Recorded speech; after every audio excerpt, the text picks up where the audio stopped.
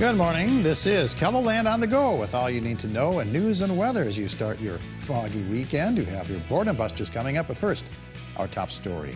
The South Dakota Division of Criminal Investigation has completed its report on the August 9th shooting that killed Jacob James in a Burger King parking lot. The DCI says officers were justified in their response. According to the report, police cameras showed James running from the car. The report includes this still image. Now, if you look at the center of your screen, just to the right of the restaurant, you could see a man with his arm raised. Authorities say that is James as he was getting ready to shoot at law enforcement. The report says he fired 3 times before his gun jammed, and law enforcement fired 21 shots, striking James 4 times. Medical reports say that James had been drinking and using drugs prior to the shooting. The headstone of a young southwest Minnesota girl was vandalized this week, leaving her family with many questions. Jordan Olson died from cancer in 2017 at only 7 years old. Her gravestone in Island, Minnesota, was toppled over and covered in an asphalt sealant. It was the only marker vandalized in the cemetery, leaving her family to wonder who could have done this and why. Was it to send a message to somebody? Was it just random? A lot of questions. Like, what did I do to somebody? Who did we anger to that point, to that degree? A reward of more than $5,000 is being offered for information on the vandalism. Anyone who might know something is asked to call the Pipestone County Sheriff's Office. The South Dakota Highway Patrol is investigating a deadly 2-vehicle crash south of Rapid City. Investigators say a man driving an SUV attempted to turn into a parking lot in the town of Hermosa Friday morning when he turned into the path of a semi-truck. The 80-year-old driver of the SUV later died at the hospital. The truck driver was not hurt. Both men were wearing seat belts. South Dakota trucking companies are hoping a new online training course will steer more people into the profession. The South Dakota Trucking Association has launched the online course that teaches important safety measures that truckers need to know before taking their test for a commercial license. The remote option allows people to take the 13-hour course on their own time rather than in a classroom. Charlie Keatley is the first employee at K&J Trucking in Sioux Falls to pass the online course. So I came in and I went straight up into the office and I just plugged away at it is what I did. So I just treated it like a work day is what I did.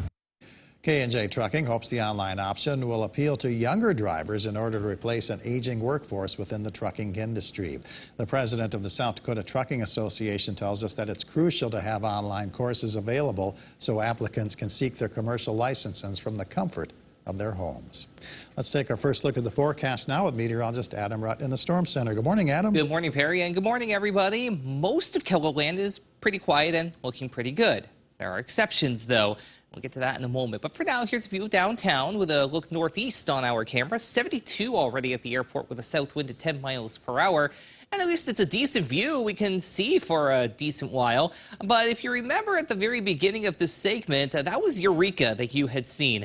Mulbridge isn't doing much better, where they are also dealing with a decent bit of fog out in that neck of the woods and even into, again, Eureka toward Aberdeen and Faith, where we've been seeing visibility below a quarter to even a half a mile at times. So if you are going to be out and about out that way, please give yourself extra time to get to where you need to be safely. There's Mulbridge, 61, a south wind to 7 miles per hour. And there's the dense fog advisory in effect for areas shaded in gray until 10 a.m. Central, 9 a.m. Mountain Time this morning. So again, give yourself extra time to get to where you need to be safely. We're talking about a little bit of active weather, though, in the short term.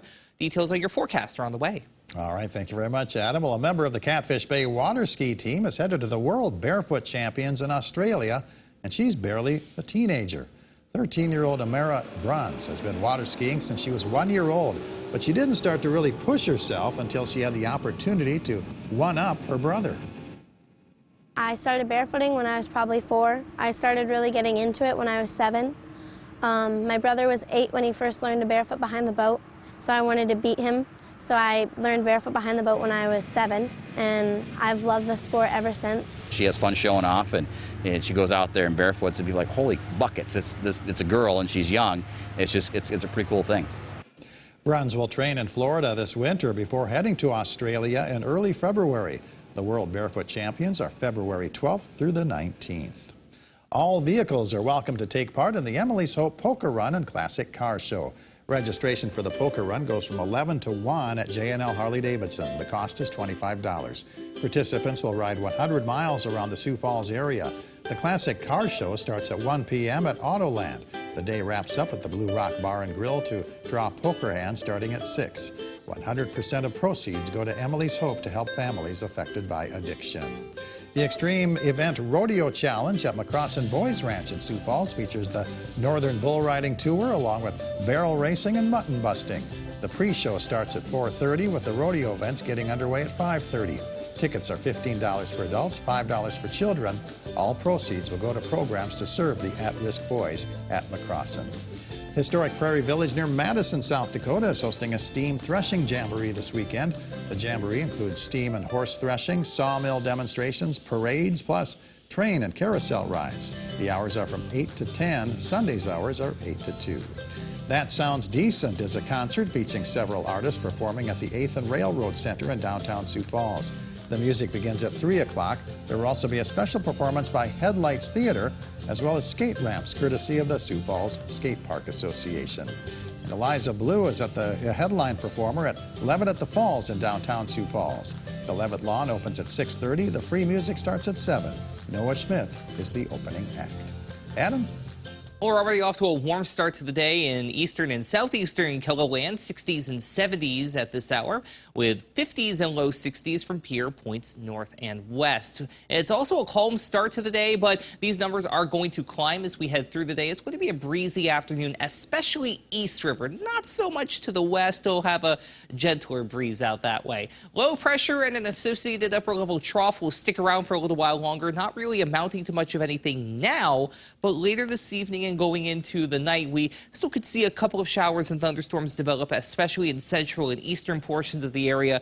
Marginal risk for severe weather for now. To the east of Marshall towards Spencer, that might migrate a little bit further to the west, close to I-29, as a couple of the storms that do fire up, isolated as they may be, still could become strong to severe. We'll keep that in mind as we go through the rest of your day. Here is noon on Futurecast, and you can see a couple of those storms firing up and moving through. 5 p.m., 6 p.m., more of the same. Then Sunday, we watch a cold front, which will move on in, and that could be a focal point for more showers and thunderstorms as we head later into the evening. Once that gets out of here, high pressure takes over, and it's going to be pretty quiet. But until we get to that point, Sunday does have a marginal risk for severe weather with that cold front passing through, especially east of I-29 through Marshall, Worthington, and into northwestern Iowa. Wind and hail will be the main concerns with any storm that does pop up.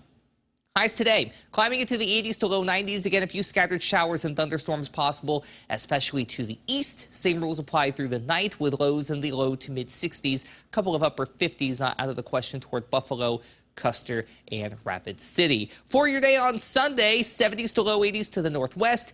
Upper 80s to low 90s in the southeast ahead of that front. We kind of split the difference in between as we watch the progression of that boundary. The rest of your 7-day forecast after the weekend is quiet. Even the first couple of days of September, Thursday and Friday, looking pretty seasonable. But beyond the 7-day outlook, we are looking at a warm-up, which will take us into Labor Day weekend and, by extension, the unofficial end to summer. Have a great day, everybody. For more on your local news, weather, and sports, you can always head on over to KELOLAND.com.